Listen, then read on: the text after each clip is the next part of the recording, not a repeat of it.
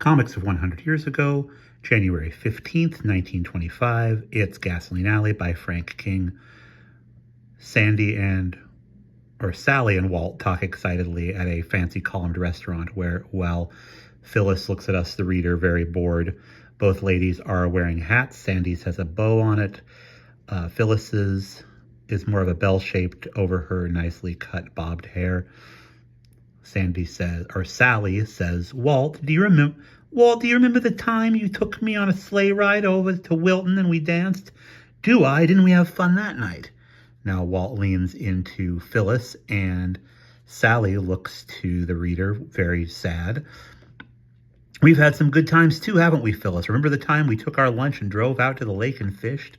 Yes, and we had a fine time and we had dinner here, remember? Walt is back to Sally, who says, I miss the hikes we used to take over the hills in the fall, Walt. Yes, those were great days, weren't they?